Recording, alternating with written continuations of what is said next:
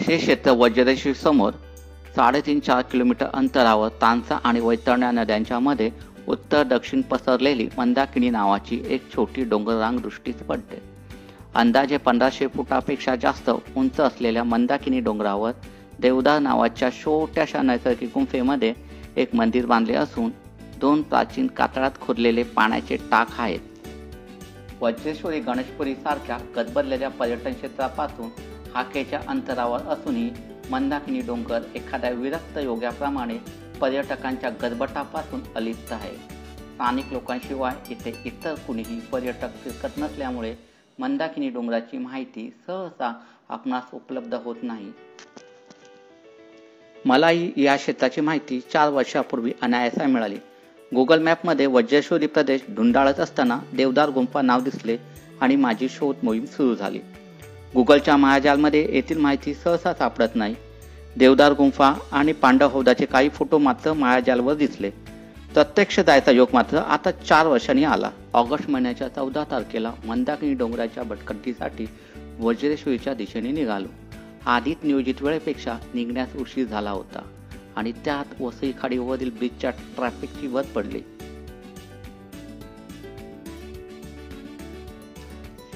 उजगाव नाक्यावर चहा नाश्त्यासाठी विश्रांती घेऊन आम्ही पुढील प्रवासाला निघालो. मंदाकिनी डोंगरावर जाण्यासाठी वज्रेश्वरी मंदिराजवळील नाक्यावरून बाजारपेठेतून जाणारा डावीकडील रस्ता पकडावा लागतो. वज्रेश्वरी नाक्यावरून मंदाकिनी डोंगराचा पायथा अवघा 4 किलोमीटरवर आहे. खराब रस्त्यामुळे हा 4 किलोमीटरचा रस्ता आतापर्यंतच्या आमच्या संपूर्ण प्रवासाचा अर्धा वेळ घेईल याची आम्हाला कल्पनाही नव्हती. बाजारपेठेतील रस्त्याने काही अंतर पुढे गेल्यावर डावीकडे तांसा नदीवर पूल आहे. या पुलावरून किर्तन गावात जाणारा रस्ता जातो.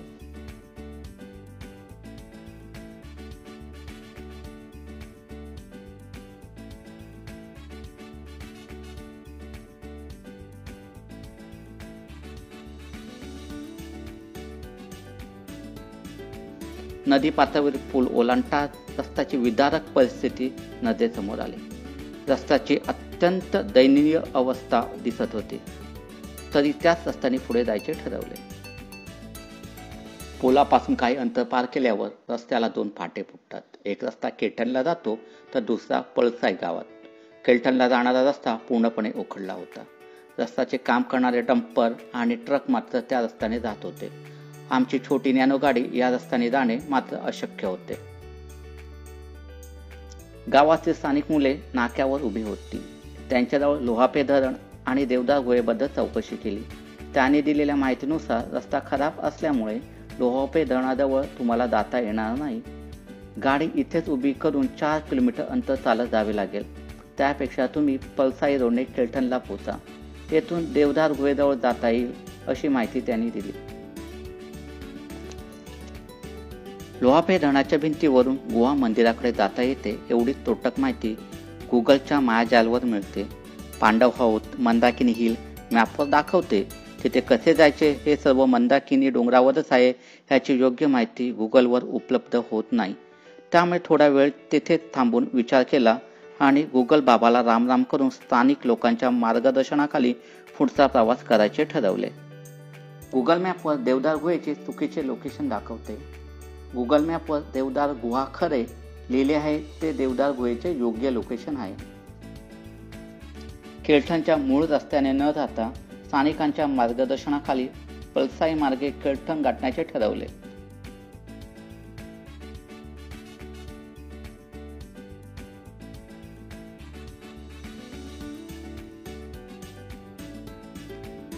गावातील पाडे पार करत केळठणमधील हनुमान मंदिराशेजारील शाळेजवळ पोहोचलो. स्थानिक लोकांकडून रस्त्याची खात्री करत ज्ञानोची सफर चालू होती. एकूणच काय रस्त्याची अवस्था पाहता बिचारा छोट्याशा गाडीवर हा एक प्रकारे अन्याय सुरू होता.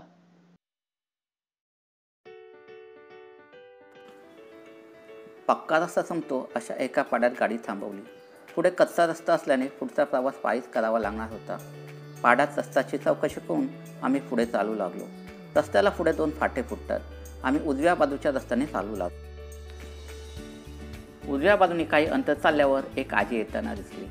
आजीकडे देवदार गुहेच्या वाटेची चौकशी केली असता आमची सुरुवातच चुकीच्या वाटेने झाली हे आम्हाला कळून चुकले. आजी मंदाकिनी डोंगराच्या वाटेच्या दिशेने जात असल्याने तिने तिच्यासोबत येण्यास सांगितले. वाटेत शेती आणि ओढ्याचे दर्शन होत होते. ओघळ ओलांडून काही अंतर चालल्यावर छोट्या नदीजवळ पोहोचलो.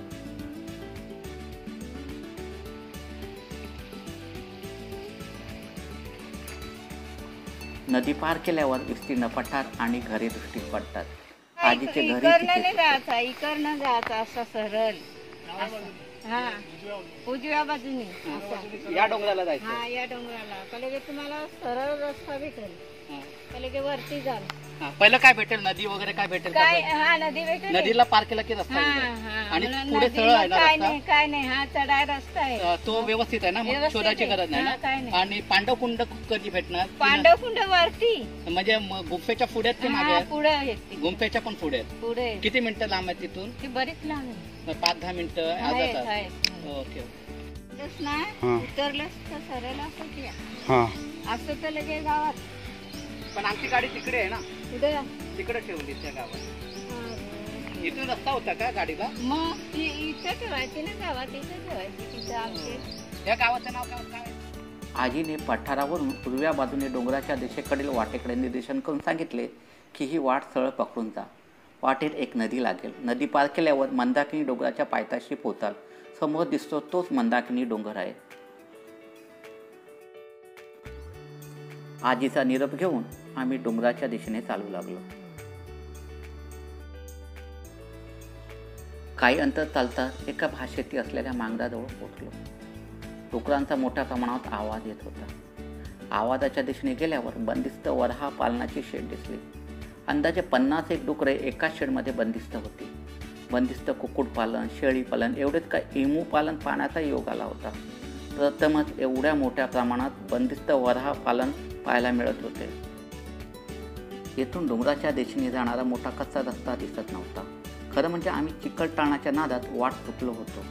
मंदाकिनी डोंगराच्या दिशेने जाणारी वाट या फार्म हाऊसच्या कुंपणाला खेटून जाते. आजूबाजूला आवाज देऊन पाहिले, परंतु काही उपयोग झाला नाही. सरतेशेवटी रानातून वाट काढत नदी पात्रात उतरलो.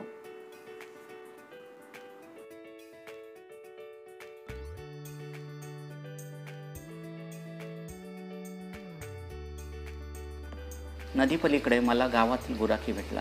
त्याला मंदाकिनी डोंगरावर जाण्याचा रस्ता विचारताच तो स्वतः वाट दाखवण्यात आला. तो आपले गोरे घेऊन नदी पात्रामधून मंदाकिनी डोंगरावर जाणाऱ्या वाटेपर्यंत घेऊन आला.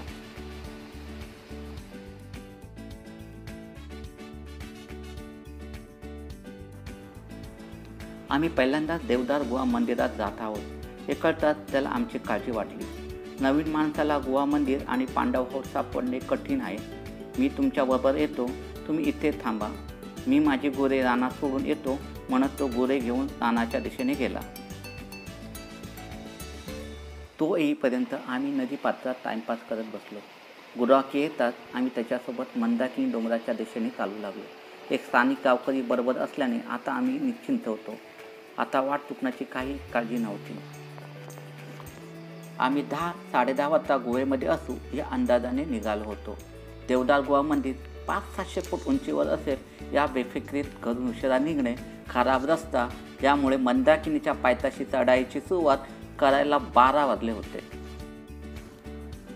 मंदाकिनी डोंगराची वाट पायथ्यापासून तीव्र चढणीची असून सुरुवातीचे काही अंतर दाट जंगलातून जाते. जंगल संपतात चढ अधिक तीव्र होऊन पायवाट अधिक निसरडी होत जाते. ढगाळ वातावरण, अधूनमधून येणारी पावसाची सर यामुळे भर दुपारी डोंगर चढणे सुसह्य होत होते.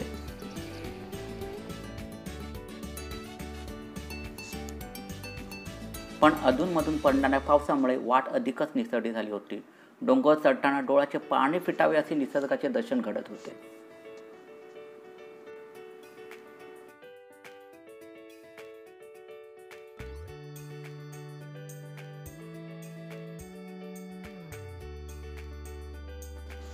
चढण चढून वर गेल्यावर एका छोट्या पठारावर पोचल्यावर डोंगराच्या दक्षिण दिशेला आडवे चालत जावे. पठाराहून लोहपे धरणाचे सुरेख दर्शन होते. डोंगराला वळसा घालून लोहपे धरणाच्या दिशेने उतरणाऱ्या गळीच्या दिशेने आम्ही आडवे चालत राहिलो.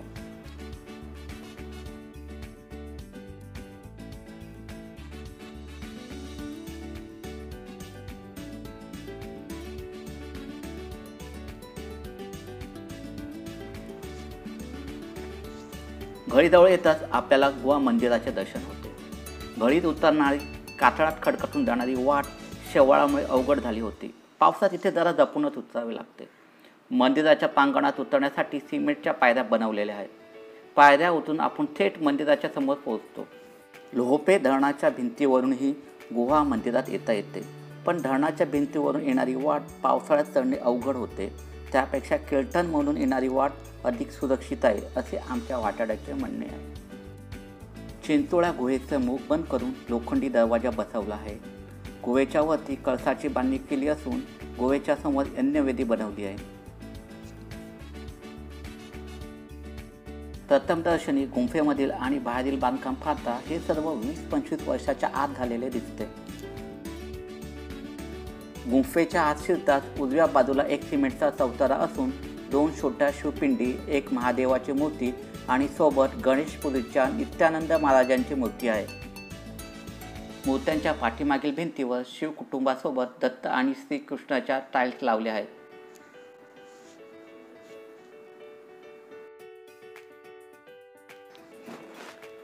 गुंफेची सर्वात जास्त उंची 6.5 फूट असावी आणि रुंदी ही 6 फुटापेक्षा जास्त नसावी. गुहेची लांबी अंदाजे 20-25 फूट असेल. गुहा पुढे निमुळती होत जाते.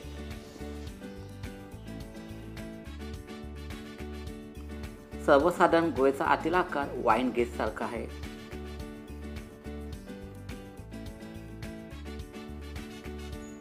सहा-सात फुटापुढे गुहा पाण्याने भरलेली होती. हे पाणी आमच्या गाईडच्या मते दिवाळीनंतर 1-2 महिने असते.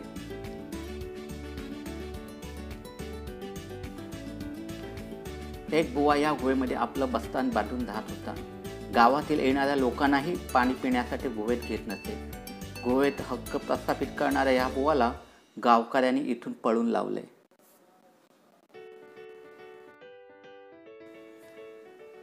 नित्यानंद महाराज येथे येत असत असे सांगितले जाते. त्यात सत्यता किती हे सांगता येत नाही. एक साध्वी मात्र श्रावण महिन्यात या गुहेमध्ये राहायला येते. या वर्षी मात्र आली नव्हती. श्रावण सोमवार आणि शिवरात्रीशिवाय या गुहेजवळ भाविक क्वचित दर्शनासाठी येतात.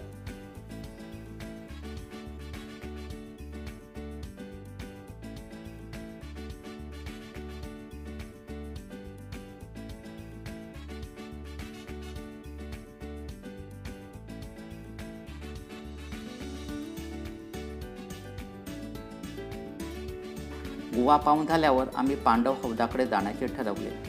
गुहेजवळी छोटी घळ पार करून मंदाकिनी डोंगराच्या माथ्याच्या दिशेने चढाई करून हौदाजवळ जाता येते. आम्हाला गाईडने तिथून न नेता दुसऱ्या वाटेने घेऊन गेला. आम्ही आलो त्या पठारावरील वाटेवरून एक वाट डोंगर माथ्याच्या दिशेने जाते. त्याच वाटेने आम्ही पांडव हौदाच्या दिशेने गेलो. या वाटेने माथ्याच्या दिशेने काही अंतर चालत गेल्यावर झाडीमधून एका छोट्या पठारावर आपण पोहोचतो. पठारावर येता समोर हिरव्यागार गवताने आच्छादित टेकडी दृष्टीस पडते. हिमालयातील एखाद्या कोणाचं लघुरूप पाहतो असं वाटू लागतं. गंमत अशी, स्थानिक मुलं त्या टेकडीवर जुगाडू माउंटन स्केटिंगचा आनंद घेतात. हिरव्यागार टेकडीवरून 2 समांतर बैलगाडी चालल्यासारख्या लाल मातीचे पट्टे खाली उतरताना दिसतात. त्या खुणा मुलं ओंडक्यावर स्वार होऊन स्केटिंगचा आनंद घेतात त्याच्या आहेत.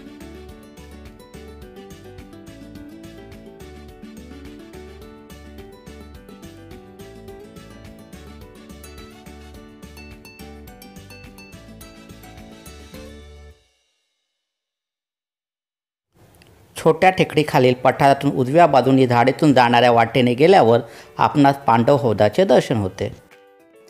पांडव हौद हे सह्याद्रीत इतरत्र कातळात खोदलेल्या पाण्याच्या टाक्यासारखेच पाण्याचे छोट्या आकाराचं चौकोनी टाक आहे. स्थानिक गाईडच्या माहितीनुसार असे एक पाण्याचे टाक डोंगराच्या उत्तर दिशेस आहे.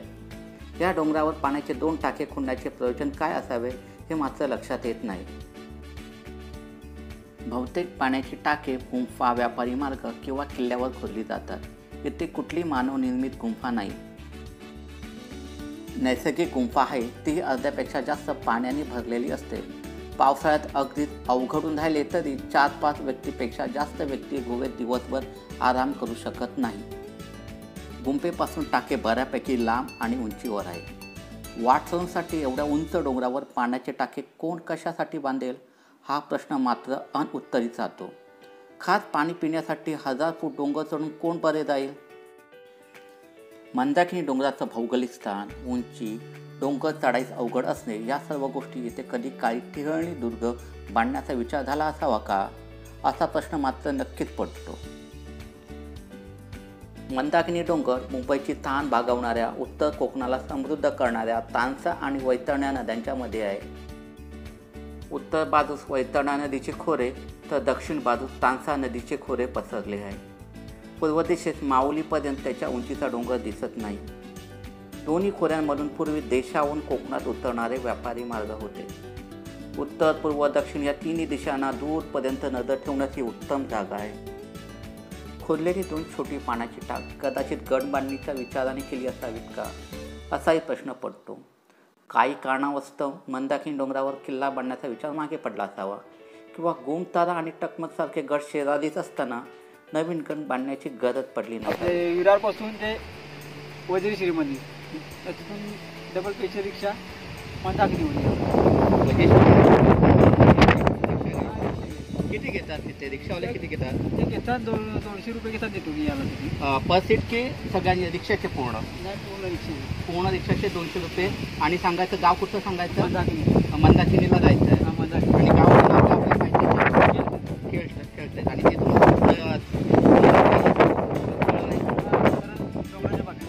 डोंगराच्या बागाला यायचं.